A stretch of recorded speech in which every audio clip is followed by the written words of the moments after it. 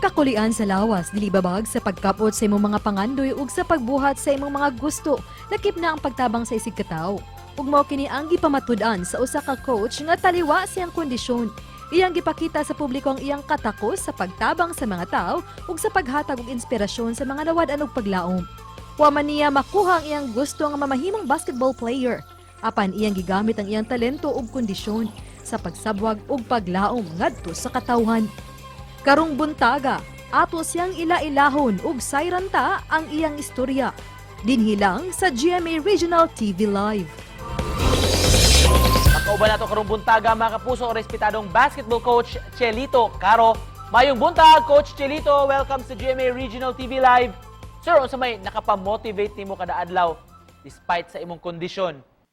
Yes, hi. Good morning, sir. Hello. Yes, no. Despite sa ako ang condition, no, I was born without disability pero around mga 9 years old ko, no, nagka-polio ko. Anyway, wala gyud na siya wala gyud na siya stop ako ang mga pangandoy, no. It's because mo na siya akong gikuhaan og kusog og inspirasyon, no. Isip usa ka PWD coach, mga imig istorya, Coach Chelito, saan yung pag-perform ini mga trainings sa mga professional athletes? Yes, same ra. Maskin PWD ko, I'm showing them gihapon with the help sa mga other coaches, no. So wala gina siya tawag ani, wala na siya kanang pasabot ani, wala na siya bili ba kanang wala na siya di ko ka elaborate mayo ba. Wala na, dili na siya mo hinungdan anong dili ta ka ano. So akong gipakita nila, no, nga same lang yapon ta maski sa akong pagka-PWD with the assistance akong mga kaubang coaches na og nakuha sa nako ang trust sa mga players, no. May mga higayon ba kaniadto coach nga na-depress or feel nimo na discriminate ka sa imong sitwasyon ug unsa nimo pag-handle nitong mga panahona? For me, katoy lang gipangsulti nila mao toy gikuhaan akong kusog og inspirasyon para akong ipakita nila kung nabuhat nila, mas mabuhat na ako. So, mo na siya nga, wala ko muhunong nga, akong gihimo og hinagiban ba nga, mabuhat ninyo, why not ako, mabuhat sa nako.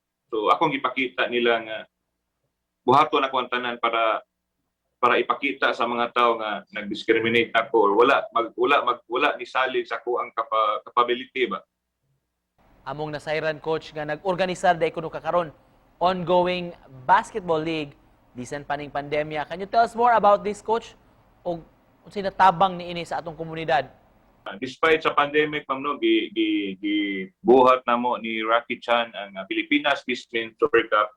It's because para makatabang ta sa mga basketball players nga nawagtangan og trabaho for 2 years tungod sa pandemic, no. So dili lang sa mga players kundi sa mga referees, utilities ug sa mga tao nga involved sa basketball. That's why nabuo ni siya ang Pilipinas Peaceman Super Cup. It's because of the players nga wala na trabaho ug sa mga basketball community nga need og trabaho. How do you inspire others, Coach Chelito, despite nimong kondisyon kay natin mga viewers karon nga way duda nangita gyud og paglaom og inspirasyon sa adlaw-adlaw? Despite sa tong kahimtang karon dili kita mo give up, no, until na hantod nga naa patay kinabuhi. So never give up gyud. That's nice, coach. Finally, unsay mensahe nga gusto nimong ipaambit sa atong mga kapuso nga nagtan-aw ron?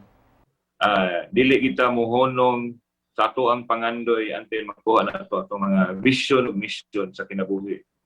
No, maskin unsa pa ato ang kondisyon sa lawas, dili ta mo surrender, no, hantod makuha na to.